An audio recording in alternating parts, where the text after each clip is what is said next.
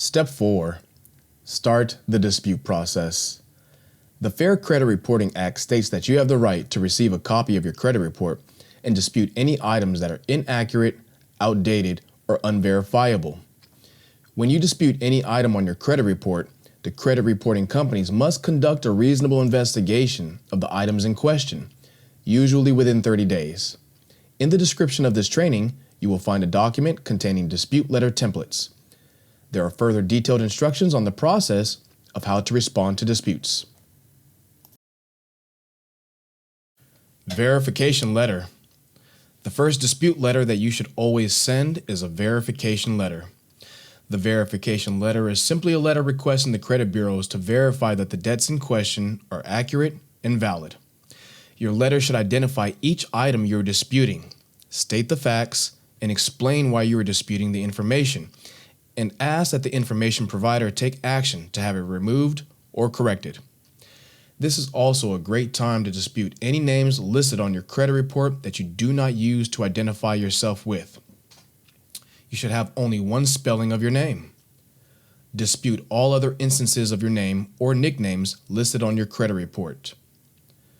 Provide a copy of 2 forms of ID showing the correct listing of your name. If your birth date is listed incorrectly, provide a copy of your birth certificate to validate your correct birth date. If your Social Security number is listed incorrectly, provide a copy of your Social Security card proving the correct number.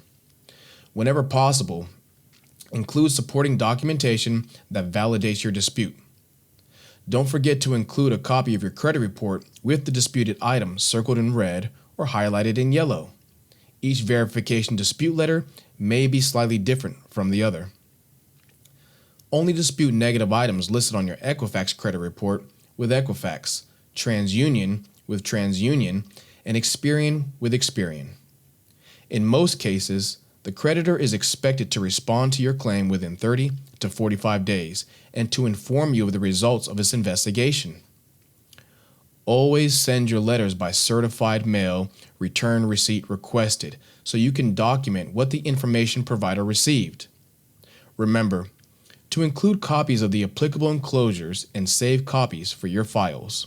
Method of verification letter. The initial investigation conducted by the credit bureaus is not extremely thorough. It amounts to them contacting the creditor or reporting entity and asking if the information is true.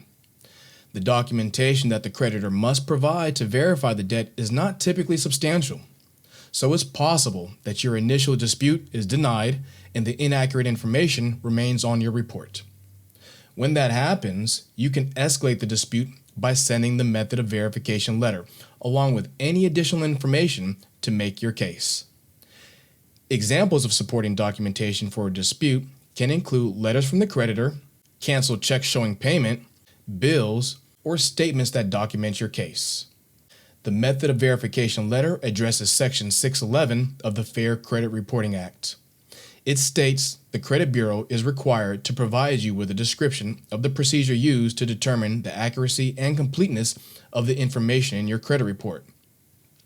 This includes the business name and address of any furnisher of information that was contacted and the telephone number of such person providing the information. With the method of verification letter, you are asking for documentation that provides clear evidence that supports their first opinion that the dispute in question is accurate. The credit bureau is required to respond within 15 days of receipt of the method of verification letter. Original creditor dispute letter. If the credit bureaus do not respond to your method of verification letter or your attempts are met with failed results, you can dispute any inaccurate information on your credit report directly with the original creditor. This right is found in Section 623 of the Fair Credit Reporting Act. A 623 dispute asks for an investigation of the accuracy of the records on the debt listed on your credit file.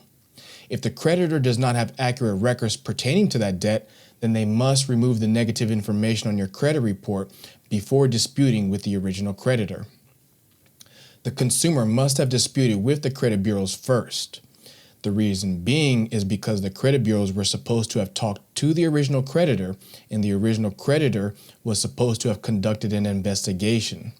When you go to the original creditor using the 623 dispute letter, You were just merely asking for the original creditor's truth that they must have provided to the credit bureaus during the thorough investigation they were supposed to have made. If they have no proof of negative information, but the credit bureau says the results of the investigation show the negative information is accurate, then you have the original creditor on an actionable, suable offense. See the document to learn the steps required to dispute with the original creditor.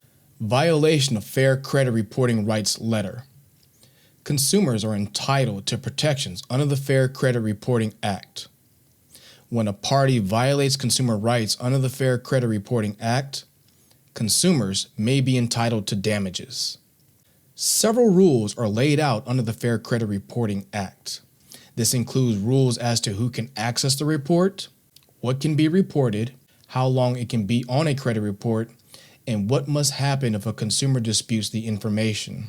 Violations of the Fair Credit Reporting Act may result in legal action. This letter can be used with both the credit bureaus as well as the original creditor. It notifies them that they have violated your rights under the Fair Credit Reporting Act and are liable for sue. This letter essentially gives the credit bureaus and the original creditor the opportunity to either provide the method of verification or remove inaccurate and unverifiable information from your report as a remedy to the violation. Intent to litigate letter. The intent to litigate letter is sent notifying the credit bureaus and the original creditor of your intent to seek monetary damages due to their blatant disregard of several attempts from you to receive proper verification of disputed items on your report. Once this letter is sent, it is recommended that you contact the Consumer Financial Protection Bureau to file a complaint. You may also seek to contact your state's Attorney General to file a complaint, as well as seek out a lawyer who can represent you in the lawsuit should you choose to sue.